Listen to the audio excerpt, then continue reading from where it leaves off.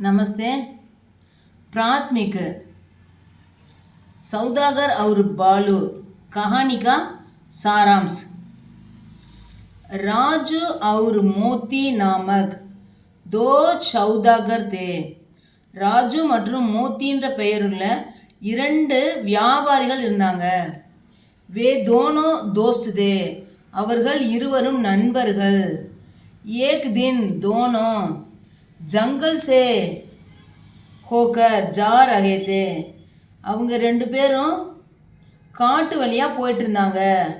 அச்சானக் உன்கே சாம்னே ஏக் பாலு ஆத்தே திகாயி தியா, திடீர்னு ஒரு கரடி வர்றதை பார்த்துட்டாங்க. ராஜு கோ பேட் பர் சடுனா மாலும் தா, ராஜுவுக்கு மரத்து மேலே ஏற தெரியும். इसलिए उसने अपने दोस्त मोती को छोड़कर पेड़ पर चढ़ गया. இதனால் அவன் தன்னுடைய நண்பன் மோத்தியை விட்டுட்டு மரத்து மேலே ஏறிட்டான். मोती को पेड़ पर चढ़ना नहीं आता था. மோத்திக்கு மரத்து மேலே ஏற வராது. लेकिन ஆனா उसको मालूम था, அவனுக்கு தெரியும் என்னன்னு, कि பாலு மரே हुए आदमी को, கரடி இறந்து போன மனிதர்களை நஹி காத்தா சாப்பிடாது. इसलिए वह सांस रोक कर मुर्दा जा जमीन पर लेट गया. இதனால் அவன் மூச்சை நிறுத்திக்கிட்டு இறந்து போனவங்கள போல தரையில் படுத்துட்டான். பாலு மோத்தி கோ முர்தா சமஜ்கர் சலா கயா, கரடி மோத்தியை இறந்து போனவங்க நினச்சிக்கிட்டு போயிடுச்சு.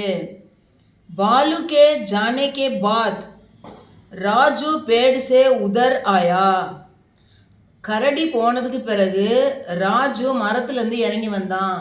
அவர் மோத்தி சே பூச்சா, அப்புறம் மோத்திக்கிட்ட கேட்குறான், பாலுனே துமாரே கானோ மே கியா கஹா, கரடி உன்னுடைய காதுகளில் என்ன சொல்லுச்சு? மோத்தினே கஹா பாலுனே யஹி கஹா கி जो मित्र मुसीबत में मदद नहीं करता उस पर विश्वास मत करो. எந்த ஒரு நண்பன் ஆபத்து சமயத்தில் உதவிக்கு வரலையோ அவன் மேலே நம்பிக்கை வைக்கக்கூடாது அப்படி சொல்லுச்சு அப்படின்னா. ராஜு எக் பாத் சுன்கர் லஜ்ஜித் ஹுவா, ராஜு இந்த விஷயத்தை கேட்டுட்டு வெக்கமடைகிறான், சேம் ஆகுறான். सीख मॉरल मित्र का लक्षण है मुसीबत में काम आना. நண்பனுடைய லட்சணம் என்னன்னா ஆபத்து சமயத்தில் தான் ஹெல்ப் பண்ணுறது, உதவி செய்கிறது. தமிழில் ஆபத்தில் உதவும் நண்பனே உண்மையான நண்பன். தன்யவாத்.